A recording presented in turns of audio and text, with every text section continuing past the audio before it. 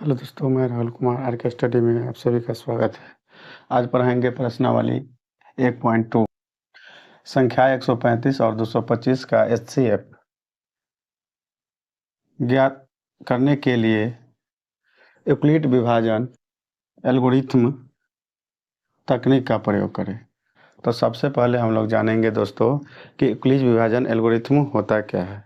तो यूक्लिड विभाजन एल्गोरिथ्म बराबर होता है या यूक्लिड विभाजन प्रमेय का होता है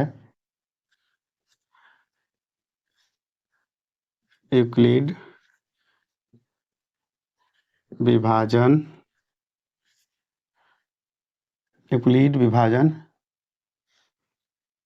प्रमेयिका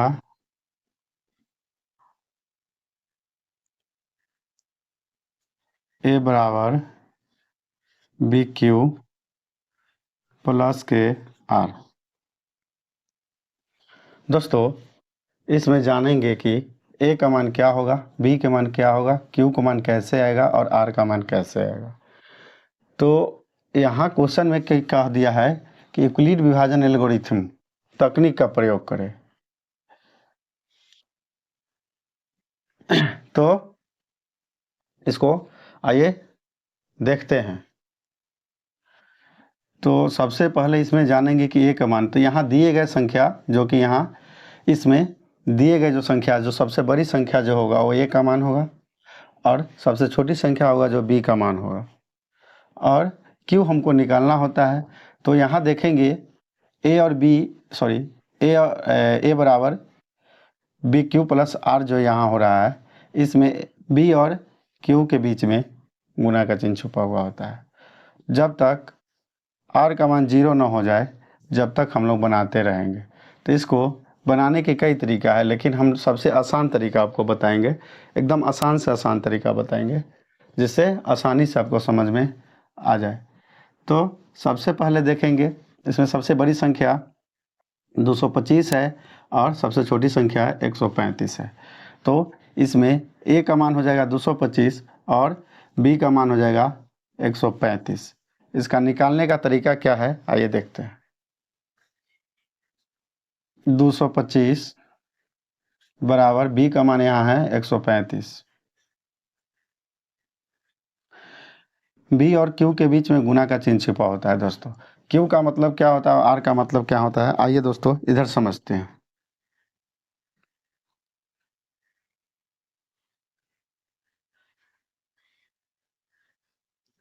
ए बराबर क्या होता है, बी बराबर क्या होता है, क्यू बराबर क्या होता है और आर बराबर क्या होता है।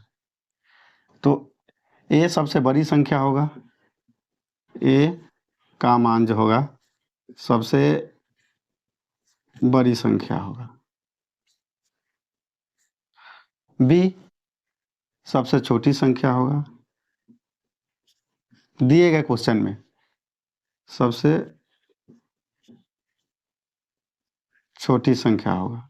और क्यू का मतलब होता है भागफल और आर का मतलब होता है शेषफल।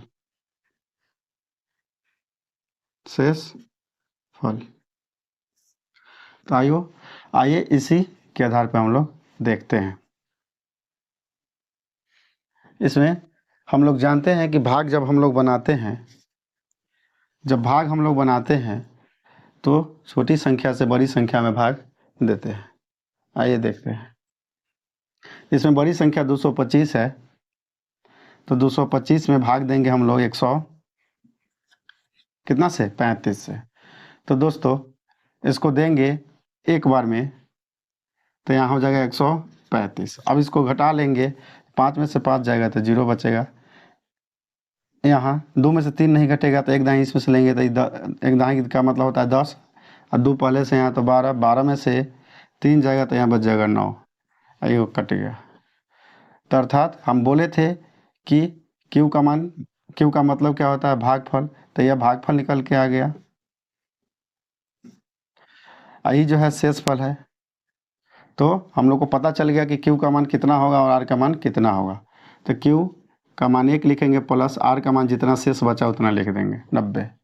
अर्थात कहने का मतलब है कि इतना में 135 में 1 से गुना करेंगे तो 135 होगा, प्लस 90 जोड़ेंगे तो 225 आ जाएगा। तो गुना कर कर जोड़ कर 225 पूर जाना चाहिए। इतना जो संख्या जो दिया है यह संख्या पूर जाना चाहिए। उसके बाद उसी तरह से फिर हम लोग 135 का यहाँ ले लेंगे। अब लास्ट वाला संख्या 135 के जगह पे आ जाएगा। फिर उसी तरह से गुना करके जोड़कर 135 हमको पुराना है, तो 90 में 1 से गुना करेंगे तो 90 हो जाएगा। अब इसमें कितना जोड़ेंगे कि 135 हो जाए? नहीं तो एक और तरीका है। फिर उसी तरह से 135 में आप 90 से भाग दे दीजिए, तो 2 बार में तो जाएगा नहीं, एक के बार में जाएगा तो 90 होगा। 5 में से 0 जाएगा तो 5 बचेगा। यहाँ हो गया 13, 13 में से 9 गया तो 4, कितना बच जाएगा? 45 बच जाएगा दोस्तों। तो प्लस हम लोग लिख देंगे 45। कोई दिक्कत? चलिए आइए देखते हैं। फिर 90 यहाँ आ जाएगा, 45 को यहाँ ले लेंगे। अब 45 में फिर कितना से गुना करेंगे कि 90 आ जाए? तो 45 में 2 से गुना करेंगे तो 90 आ जाएगा। अब प्लस 0 कर देंगे। जब तक r का मान 0 नहीं होता है, जब तक यहाँ r का मान 0 नहीं हो जाता है, जब तक हम लोग बनाते रहते हैं। तो यहाँ 45 दूना 90 हो गया। तो कहने का मतलब है कि यहाँ कहा था क्वेश्चन में कि यूक्लिड विभाजन एल्गोरिथम तकनीक का प्रयोग करें, तो यही था आपका यूक्लिड विभाजन। अब जिस संख्या से जो पूरा जो संख्या कटा है, एक बार इधर समझिएगा। 90 में अगर हम लोग भाग देते हैं किससे? 45 से, तो 45 दूना के 90 हो जाएगा। तो ये तो कट गया ना, कुछ नहीं, शेषफल कुछ नहीं बचा, तो 0 है, तो वही r का मान आ गया 0। अब यहाँ हम लोग लिखेंगे, आंसर हम लोग का प्राप्त हो गया है, तो हम लोग लिखेंगे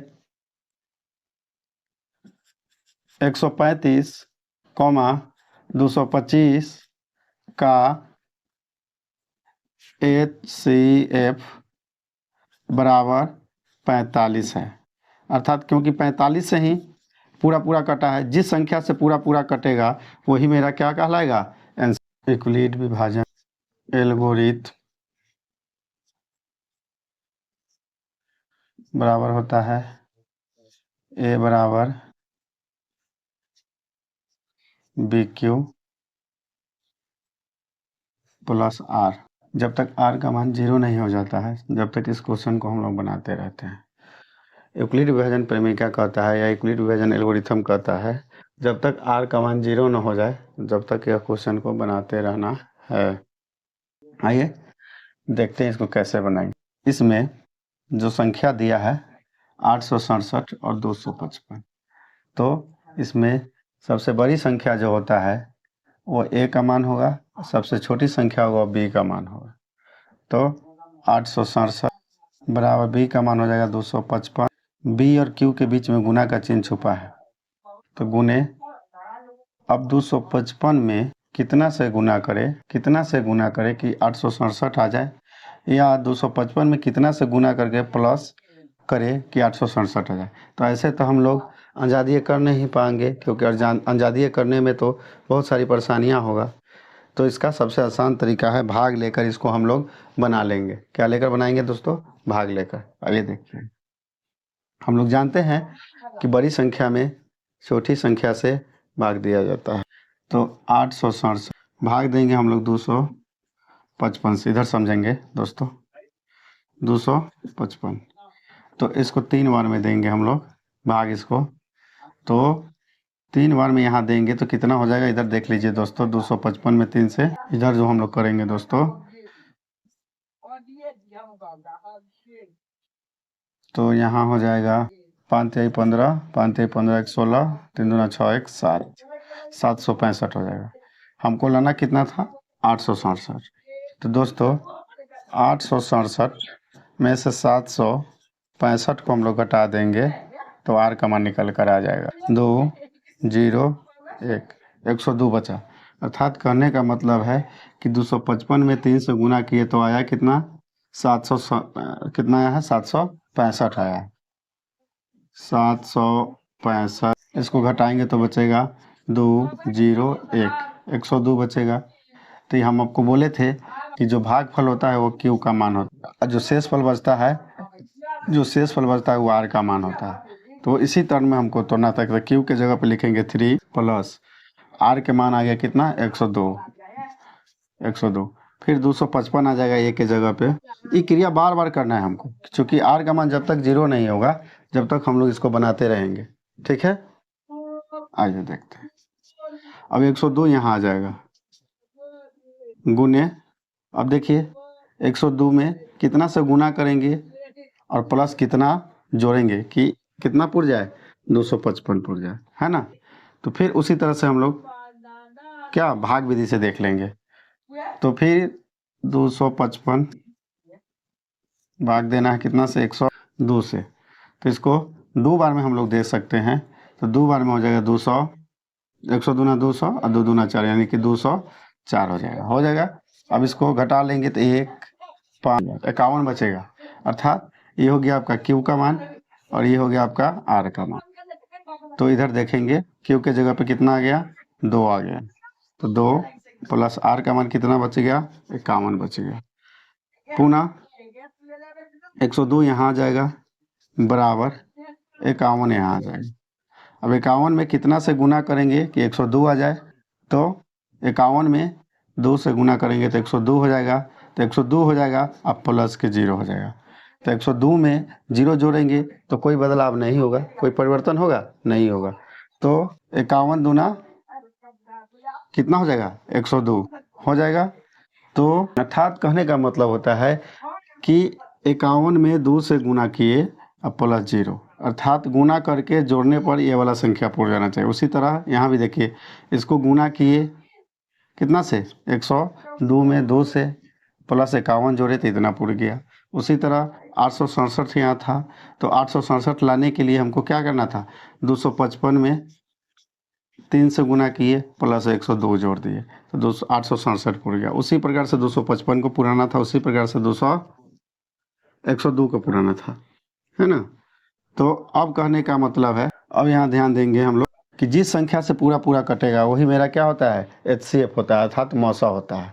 यहाँ कह दिया था क्वेश्चन में ही कि 867 और 255 का महत्तम समापवर्तक ज्ञात करें। महत्तम समापवर्तक, तो महत्तम समापवर्तक का मतलब होता है दोस्तों HCF।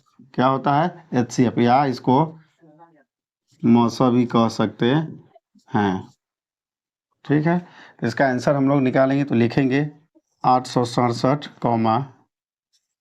255 का HCF बराबर 51 है। यही आपका हो जाएगा आंसर। वीडियो अच्छा लगा हो तो चैनल को सब्सक्राइब करना न